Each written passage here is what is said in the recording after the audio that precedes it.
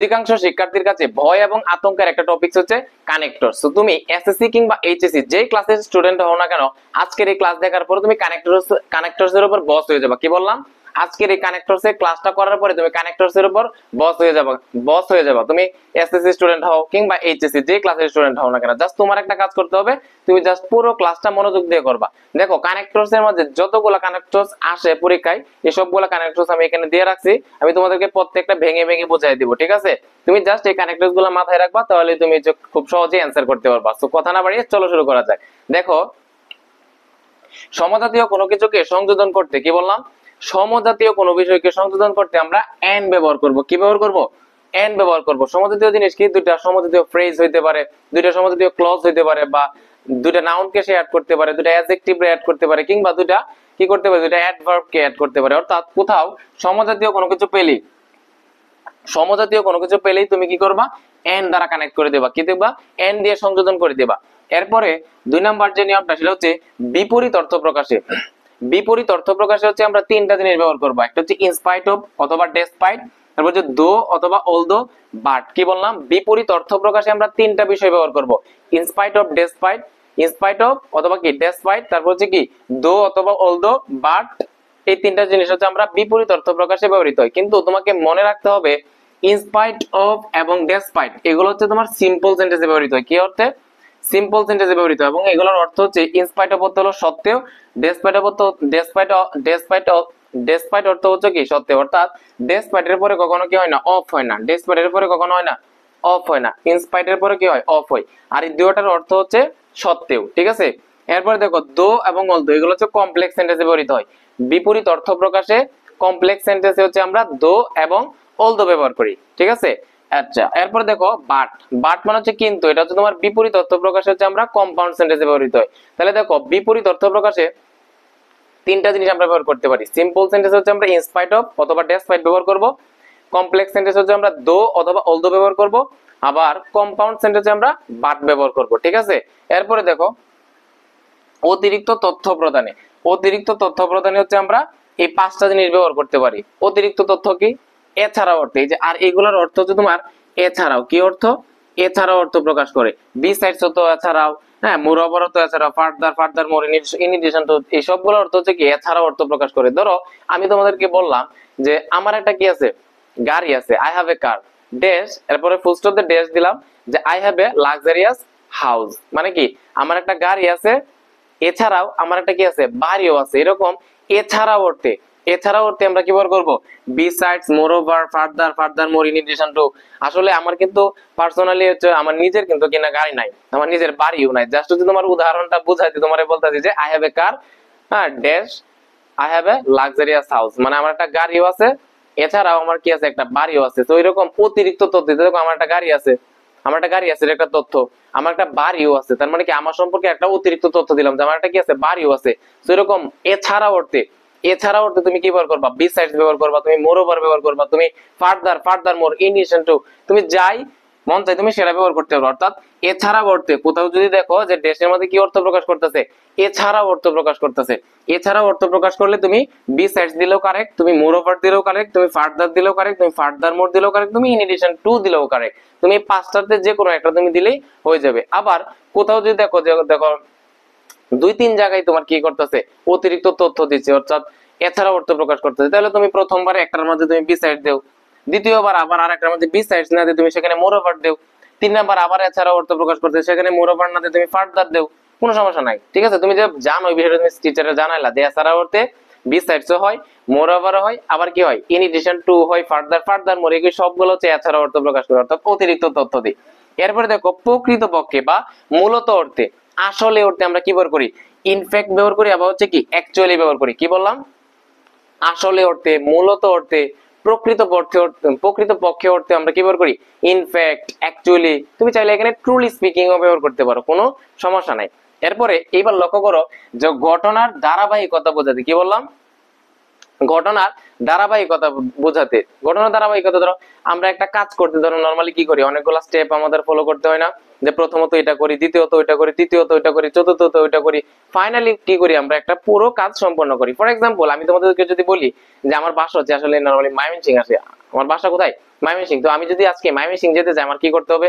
প্রথমত আমার যে যদি আমি বই নিই কতগুলো বই আমাকে গোছাতে হবে, বা কাপড় চোপড় সবগুলো গোছায়া তারপর যে কি বাসের টিকিট কাটতে হবে, হ্যাঁ তারপরে হচ্ছে আমার কি করতে হবে, বাস স্টেশনে যেতে হবে, তারপর বাসে উঠতে হবে, তারপর 6-7 ঘন্টা পরে আমি ফাইনালি আমি কোথায় চলে যাব? ময়মনসিংহ চলে যাব। দেখো ময়মনসিংহ চলে যাওয়ার আমার আলটিমেট লক্ষ্য কি? ময়মনসিংহ যাওয়া। তো ময়মনসিংহ যাওয়ার ক্ষেত্রে আমার কয়টা কাজ করতে হইতেছে? প্রথমত আমাকে বইগুলো গোছাইতে হয়েছে, কাপড় চোপড় গোছাইতে হয়েছে, তারপরে হচ্ছে কি আমার একটা বাসের টিকিট কাটতে হয়েছে, তৃতীয়ত হচ্ছে আমি বাস স্টেশনে যাইতে হয়েছে, চতুর্থত বাসে ওইটা 6-7 ঘন্টার পরে ফাইনালি আমি কোথায় যাবো? ময়মনসিংহ যাইবো। সো দেখো একটা কাজ করার জন্য আমরা যে এক একটা ধাপ আমরা অনুসরণ করি, এক একটা স্টেপ আমরা অতিক্রম করি, তো এরকম ধারাবাহিকতা বুঝতে আমরা কি ব্যবহার করব? প্রথমত অর্থে হচ্ছে ফার্স্টলি ব্যবহার করব, দ্বিতীয়ত অর্থে আমরা সেকেন্ডলি, তৃতীয়ত অর্থে কি থার্ডলি, এরপরে যদি আর চতুর্থ থাকে তাহলে ফোর্থলি দিবা, এরপর আর যদি থাকে আর এবং শেষে কি দিব? ফাইনালি দিব।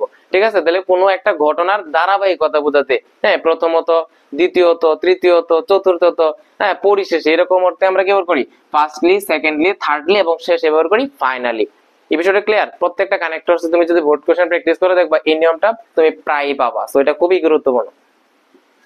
এরপরে দেখো কারণ বোঝাতে কি ব্যবহার করি?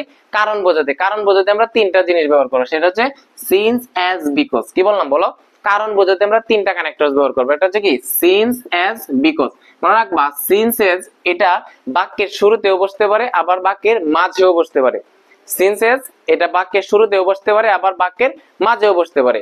আবার এই যে বিকজ আছে, বিকজ সবসময় বাক্যের মাঝে বসে। কি বললাম? বিকজ সবসময় কোথায় বসে? বাক্যের মাঝে বসে। কিন্তু সিন্স এবং এজ এ বাক্যের শুরুতেও বসতে পারে আবার কোথায় বসতে পারে? বাক্যের মাঝেও বসতে পারে। এরপর দেখো ফলাফল বোঝাতে আমরা এই কানেক্টরস গুলো ব্যবহার করতে পারি। কেমন? এটা হচ্ছে as a result, consequently, so, therefore, hence. তুমি এই পাঁচটার বা চারটার যে কোনো একটা ব্যবহার করলে হবে। হ্যাঁ ফলাফল অর্থে আমরা কি ব্যবহার করবো? As a result, consequently, so, therefore, hence. তুমি যে কোনো একটা ব্যবহার করবা, সমস্যা নাই। হ্যাঁ এজ এ রেজাল্ট হলো তোর ফলশ্রুতিতে, কনসিকুয়েন্টলি হলো ফলশ্রুতিতে, সো তো তাই, দেয়ারফর তো অতএব, হেন্স তো কি? অতএব। ঠিক আছে? তো কোথাও যদি দেখো যে অনেকক্ষণ একটা বিষয় সম্পর্কে অনেক কিছু বলা হয়েছে, শেষে অতএব বলতেছে, পরিশেষে বলতেছে, হ্যাঁ ফলে বলতেছে। তো এরকম আমরা যখন এন্ডিং টানি কোনো কিছু যখন ফলাফল বোঝাই তখন আমরা কি করি? অ্যাজ এ রেজাল্ট, হ্যাঁ কনসিকুয়েন্টলি, সো, দেয়ারফর, হেন্স। তুমি যাই দাও কারেক্ট। এরপরে দেখো যে শর্ত বোঝালে কি বোঝালে? শর্ত বোঝালে কি হয়? ইফ অথবা আনলেস দিব। আমরা কি বলবো? শর্ত বোঝালে, কোন একটা শর্ত বোঝালে আমরা কি দিব? ইফ অথবা আনলেস। দেখো আমরা যদি বলি যে যদি তুমি ভালো করে পড়ো তাহলে তুমি কি করবা? পরীক্ষায় কি করবা? পাস করবা। তাহলে পরীক্ষায় পাস করার জন্য তোমাকে কি করতে হবে? ভালো করে পড়াশোনা করতে হবে। কি বোঝাতে? শর্ত বোঝাইতেছে। এরকম যদি অর্থে বা যদি না অর্থে আমরা কি ব্যবহার করি? ইফ অথবা আনলেস। তো যেখানে দেখবা একটা ক্লজের মাঝে কি বোঝাচ্ছে? শর্ত বোঝাচ্ছে। শর্ত বোঝাইলে তুমি দিবা কি? ইফ অথবা আনলেস। ঠিক আছে? এরপরে দেখো উদ্দেশ্য বোঝাতে তোমার দুটা বিষয় হতে পারে, একটা হচ্ছে সো দ্যাট অথবা ইন অর্ডার দ্যাট, আর একটা হচ্ছে কি? In order to. কিন্তু তোমাকে লক্ষ্য রাখতে হবে, তোমাকে মনে রাখতে হবে যে সো দ্যাট এবং ইন অর্ডার দ্যাট এগুলো হচ্ছে কমপ্লেক্স সেন্টেন্সে ব্যবহৃত হয়। কোথাও উদ্দেশ্য বোঝাতে কমপ্লেক্স সেন্টেন্সে আমরা সো দ্যাট অথবা ইন অর্ডার দ্যাট ব্যবহার করি, এবং আমরা উদ্দেশ্য বোঝাতে সিম্পল সেন্টেন্সে কি ব্যবহার করি? ইন অর্ডার টু ব্যবহার করি। কি ব্যবহার করি? ইন অর্ডার টু ব্যবহার করি। তার মানে উদ্দেশ্য বোঝাইলে আমরা দুইটা বিষয় হতে পারে, অথবা সো দ্যাট অথবা ইন অর্ডার দ্যাট, কিংবা in order to. So that কিংবা ইন অর্ডার দ্যাট এগুলো হচ্ছে কমপ্লেক্স সেন্টেন্সে ব্যবহৃত হয়, আর ইন অর্ডার টু হচ্ছে কি? সিম্পল সেন্টেন্সে ব্যবহৃত হয়। এরপর এটা দেখি আমরা উদাহরণ বোঝাতে, কোনো কিছু কি আমরা যখন কোনো এক কিছুর উদাহরণ দেই, উদাহরণ বোঝাতে আমরা ফর এক্সাম্পল কিংবা সাচেস, তুমি যে কোনো একটা দিলেই হবে। তাহলে উদাহরণ বোঝাতে আমরা ফর এক্সাম্পল অথবা সাচেস দিব। ঠিক আছে? এরপরে দেখো এই সারিতে কোনগুলো আছে। বরং অর্থে হচ্ছে আমরা রেদার অথবা ইনস্টিড দিব। কি দিব? বরং অর্থে আমরা কি দিব? রেদার অথবা ইনস্টিড। যেমন আমি যদি বলি যে আমার ভাই হচ্ছে আমার কি করে না, আমার ভাই হচ্ছে আমাকে সাহায্য তো করেই না, বরং সে কি করে? আমার ক্ষতি করার চেষ্টা করে। তো এরকম বরং অর্থে আমরা কি দিব? রেদার দিব অথবা ইনস্টিড দিব। ঠিক আছে? এরপরে দেখো অন্যদিকে বোঝাতে, কি বোঝাতে? অন্যদিকে বোঝাতে, দুটা পক্ষের আরেকটা বোঝাতে, অন্যদিকে বোঝাতে আমরা কি ব্যবহার করব? অন দা আদার হ্যান্ড অথবা কি দিব? হোয়ার এজ দিব। তুমি চাইলে এখানে অন দা কন্ট্রারি ব্যবহার করতে পারো, কোনো সমস্যা নাই। অর্থাৎ কোথাও যদি দেখো যে অন্যদিকে বোঝাচ্ছে, কি বোঝাচ্ছে? অন্যদিকে বোঝাচ্ছে, তখন সেখানে দিবা অন দা আদার হ্যান্ড অথবা হোয়ার এজ। এরপরে দেখো অন্যথায় অর্থে আদারওয়াইজ, অন্যথায় অর্থে কি? আদারওয়াইজ। এরপরে দেখো যে হো, হুইজ, দ্যাট, হোয়েন, হোয়ার, এগুলো তুমি কখন ব্যবহার করবা? যদি দেখো যে ড্যাশ আছে এবং ড্যাশের আগে কি আছে? ব্যক্তি আছে। কি বলছি? কোথাও দেখবা যে আছে মাঝে দেখো তুমি যদি দেখো যে মাঝে ড্যাশ আছে এবং ড্যাশের আগে কি আছে, ড্যাশের আগে পার্সন অর্থাৎ কোনো ব্যক্তি আছে, কোথাও যদি দেখো মাঝে ড্যাশ এবং তার আগে ব্যক্তি আছে, তখন ওই ড্যাশটার মাঝে হবে হু, কি হবে, হু হবে। এবং তুমি যদি কোথাও দেখো যে ড্যাশ এবং ড্যাশের আগে কি আছে, ড্যাশের আগে বস্তু আছে, কোথাও দেখলা ড্যাশ এবং ড্যাশের আগে কি আছে, বস্তু আছে, তখন ওই ড্যাশটার মাঝে কি হবে, হুইচ দিবা। তুমি চাইলে দ্যাটও ব্যবহার করতে পারো। কি বললাম, ড্যাশের আগে যদি কি থাকে, বস্তু থাকে, কোথাও দেখো যে কোনো একটা সেন্টেন্সের মাঝে ড্যাশ আছে এবং ড্যাশের আগে কি আছে, বস্তু আছে, বস্তু থাকলে তুমি এখানে হুইচও দিতে পারো অথবা কি দিতে পারো, দ্যাটও ব্যবহার করতে পারো, কোনো সমস্যা নাই। এরপরে দেখো হোয়েন, ড্যাশের আগে যদি সময় থাকে, টাইম কে নির্দেশ করে, তখন সেখানে ওই ড্যাশটার মাঝে কি হয়, হোয়েন হয়। এরপর ড্যাশের আগে যদি কি থাকে, প্লেস থাকে, কোনো স্থান থাকে, তখন সেখানে দিবা কি, হোয়ার দিবা। তাহলে এই বিষয়গুলো তো ক্লিয়ার হয়েছে যে কোন সেন্টেন্সের মাঝে ড্যাশ আছে, কোন সেন্টেন্সের মাঝে ড্যাশ আছে এবং ড্যাশের আগে ব্যক্তি থাকলে আমরা দিব হু, বস্তু থাকলে দিব হুইচ অথবা দ্যাট, সময় থাকলে কোন সময় নির্দেশ করলে দিব আমরা হোয়েন, স্থান নির্দেশ করলে বা প্লেস নির্দেশ করলে আমরা দিব হোয়ার। এরপরে দেখো যে either dot dot or, neither dot dot nor, not only dot dot but also, both dot dot and. এগুলো কেমনে কি, হ্যাঁ, আইদার ডট ডট অর মানে হচ্ছে দুইটা জিনিসের কোনো একটা বোঝাতে আমরা আইদার ডট ডট অর ব্যবহার করি। নাইদার ডট ডট মানে দুইটার কোনোটাই না অর্থ হচ্ছে আমরা নিদার ডট ডট নর ব্যবহার করি।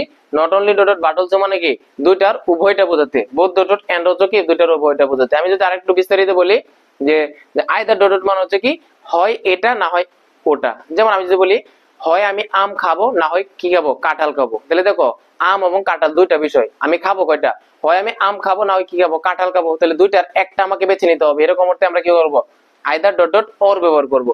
আর আমি যদি বলি আমি আমও খাবো না তারপর কি কাঁঠালও খাবো না, অর্থাৎ দুইটার কোনোটাই আমি কি করবো না, খাবো না, এরকম অর্থে আমরা কি ব্যবহার করবো, নিদার ডট ডট নর। দুইটার কোনোটাই না অর্থে আমরা কি করি, নিদার ডট ডট নর ব্যবহার করি। আর আমরা যদি বলি দুইটার দুইটাই আমার লাগবে, আমি আমও খাবো আমি কি খাবো, কাঁঠালও খাবো, দুইটার দুইটাই খাবো, দুইটার দুইটা বোঝাতে আমরা কি ব্যবহার করি, not only dot dot but also. তুমি চাইলে সেখানে বোথ ডট ডট এন্ড ব্যবহার করতে পারো। সো এই ছিল আজকের পুরো কানেক্টরস এর ক্লাস। তোমাকে আমি ভাই বলতাছি তুমি জাস্ট কি করবা, এই কানেক্টরস গুলো তোমার স্মৃতিতে রাখবো, তোমার মেমোরিতে রাখবো, তোমার ব্রেনে রাখবা। তুমি যদি এই কানেক্টরস গুলো তোমার ব্রেনে রাখতে পারো, অটোমেটিক্যালি তুমি যখন বোর্ড কোশ্চেন প্র্যাকটিস করবা আর এই বিষয়গুলো যখন তোমার মাথায় থাকবে, অটোমেটিক্যালি তুমি কানেক্টরস গুলো ইউজ করতে পারবা। কিন্তু স্টুডেন্টদের যে সমস্যাটা মূলত হচ্ছে তাদের ব্রেনে হচ্ছে কি এই যে কানেক্টরস হিসেবে যে কোনগুলো বসতে পারে এগুলাই নাই। তোমার ভিতরে যদি তোমার কি থাকে ভোকাবুলারি বা কানেক্টরস গুলো স্টকে না থাকে, তাহলে তুমি আনসারটা দিবা কিভাবে? সো তোমার কাজ হচ্ছে তুমি এই কানেক্টরস গুলো তোমার মাথার মাঝে রাখো। তুমি সম্ভব হলে তুমি একটা পেজের মাঝে সবগুলা নোট করে রাখো, যখন প্র্যাকটিস করবে দেখে দেখে প্র্যাকটিস করবে, দেখবা হচ্ছে তুমি সবগুলাই পারতেছো। ঠিক আছে?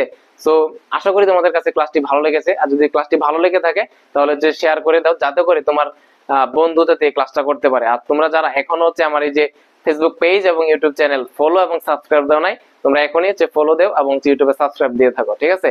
তো সবাই ভালো থাকো, সুস্থ থাকো, আল্লাহ হাফেজ।